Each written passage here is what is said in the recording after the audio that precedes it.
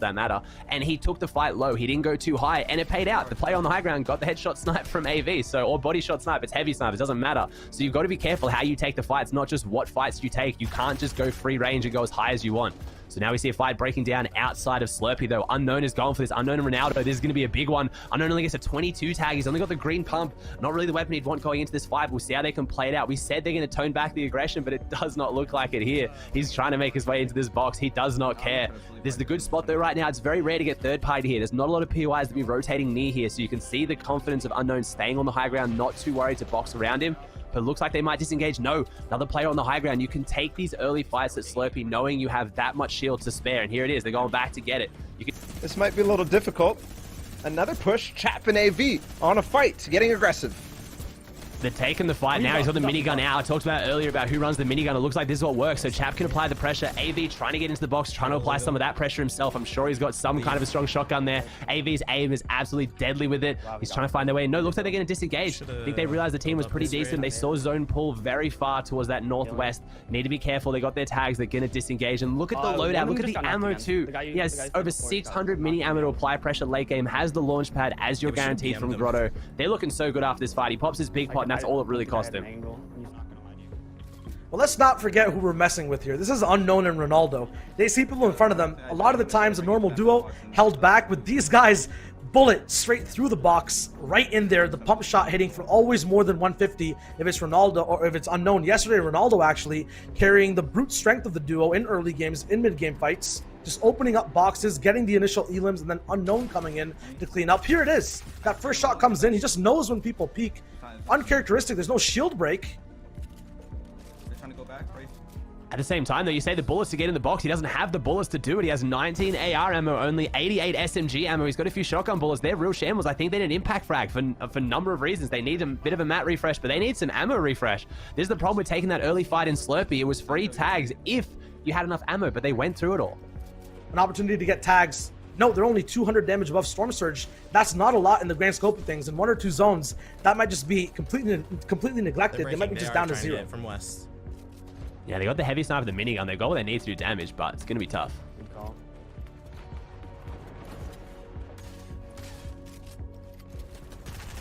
Positionally, though, everybody's centered on Hotel directly. Up top, and I have an. Which means those who play edge. Ooh, the snipe attempt. This might turn into a full-on box fight with the pressure from the minigun. They could make this work. The wall back.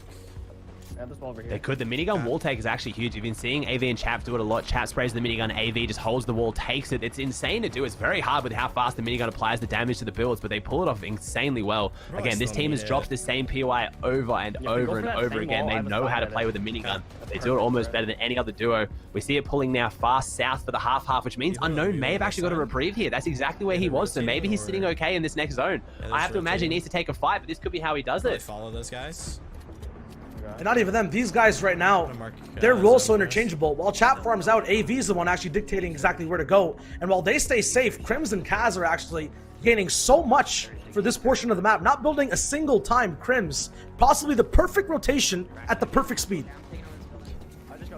But this is the danger that you see with Innocents and Agers. Time and time again, they play dead side so much. They're not even in zone yet, and yes, the pressure continues. They do get the heals off, and he starts carrying the bandage bazooka, which just increases in value so much in towards the end game. The spam, though, makes it so that they get split a little bit, and looking forward, that zone goes max distance. Goes max distance, but at least it's max distance across land.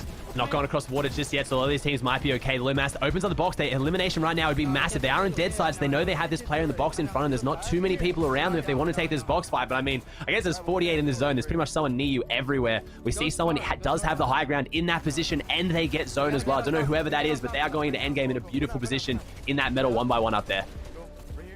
Yeah, you talk about not too many people around them. The more time they spend over here, the more chance there is of a launch pad to get placed. But at the same time, there's people leaving now and possibly in a position to hold these guys as they move in with zone. Now Wood gone from Innocence. Aegis is going to be on point. He's going to lose all his shield moving over as well. Has that healing or bandage gun, but only has one charge to use. Go. You need to go. Looks like he just used it with 3 arrows. Now He's got the mini, they dropped it. That's about it, though. He's got the bandage can to top him up. That rotate was perfect until that last second. There was that one more 1v1. He would have got in without a single tag, and he takes. The launch pads come out. Beautiful solo taps now. Dropping down low. They're running out of mats insanely quickly. Only 150 metal. They need to make something happen very soon.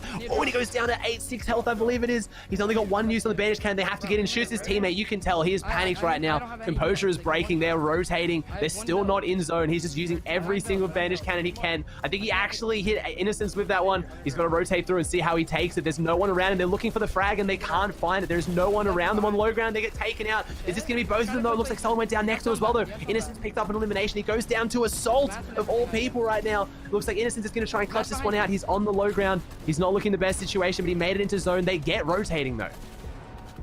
Yeah, and his old duo picking up one of his teammates. Now it's all up to Innocence to bring it all the way back. And luckily, zone bounces straight back to him, so he has a little bit of time to think. Right there, it was so messy for these guys to get in the zone. They lost so many shields. They lost all their utility. Maybe picked up a new bandage cannon, but it might not be enough to get all the way in. Innocence needs to do his classic maneuvers. He needs to get straight inside someone's box, get into a prime position, possibly bait something up. But here, right now as well, just surviving might be enough. He might just be able to sneak in. Right now, so many people dropping. 26 people still left alive, 5 points total, so much more placement to be handed out. Look at these rotates. That was absolute perfect rotates. He's made his way into front side now. He's in here, 23 alive, 1 elimination. It pulls back through builds. He might even be able to reuse some old builds here. This could be exactly what he needed if he is just going to keep ratting through, playing for these placements, not going for any impact frags. Looking through the cone, seeing if he can find any information. This is still a massive game too, though. 22 alive. If he secures another set of placement points, you'd have to think they're holding on to their lead unless someone else is popping off. AV in chat possibly. Haven't seen the feed. And another thing to notice, as this game is still stacked, 20 people, 7th zone, or sorry, 8th zone. We're going to move into the final one here.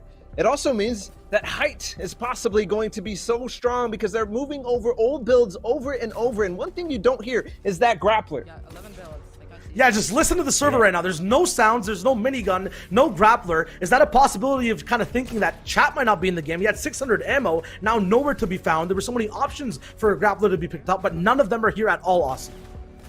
Yeah, can't hear anything. They can't hear those big impact sounds. Not even hearing too many heavy snipes. We just saw that Innocence used it to go through the wall there. He might have to refresh and do it again. There's a lot of fully built hard mass. He's trying to make his way through. There's a player just in front of him, the first player he's seen for quite a while. Let's see if he can make something from it. Getting pinned right against the wall. It's now make or break, stuck up against the cone. I don't think he can even farm these mats quick enough to get through. He's just pickaxing it. Goes down 10th, unfortunately. We go back over here to Lazar and Sizlucky, looking in an entirely different situation. Full health, almost full shield for both of them. They're looking amazing. He's got the flopper too.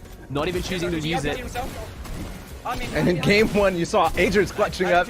Now it's Innocence all the way to 10th place. They get 2 thresholds and push themselves up still. So Lucky down. Lazar now in zone, but he's got a flopper he can wait for. And that's what he's going to do. Yes. He waits for it. It's Zypha who's still alive. 13 people right now in this zone. It's coming down to it. He's still in zone. RPG. 3 people in front of him. Here it comes. Can it connect? No connections at all, but height is taken. I think And now it's that final moment. He has it. I have no idea. Do you think he's going to get it, Shia? You go with it, man. You take it. See, is he going to run it?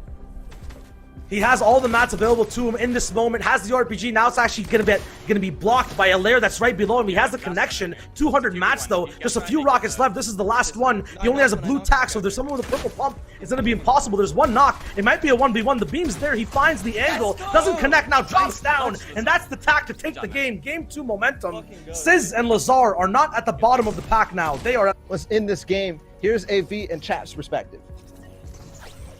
Looks like he's going for the revive right now. AV's going to have to maybe solo clutch this one again. We saw him do it so many times yesterday. He's making his rotate up if he can. Ronaldo's stuck in there as well. Ronaldo taking a rocket, going down insane low. Has the grappler, can't do anything with it. But Centered now up on the high ground, using the bandage can as much as he can to top himself back up. Looks like he's going to go for a late high ground retake with it. Normally you see it with the floppers, but he might pull off with the bandage cannon. So many players in front of him. He's got to keep rotating through if he can, seeing what he can find. And Scented was in the last game clutching up as well. So he's doing it again, but all the way to top 5. Yes, AV drops at top 6. So just out of the placement, another team, Postic and Smacked, who were starting to push them way up the leaderboard too. NAE is looking so much more consistent as we get an in-game menu for whatever reason. Down. So still at first, I think for the first time even, holding their spot, at least today, in any region, it's Agers and Innocence winning 1 game. Still excellent performance that we saw. Now the opposite clutch, Innocence on top, 26 points. After that, the clutch from Lazar P instead of Says Clutchy is going to be netting these guys 23 points in the win. After that, Clicks and Calc having another good game, boosting them back up with more points from 5th or 6th place all the way up to 3rd.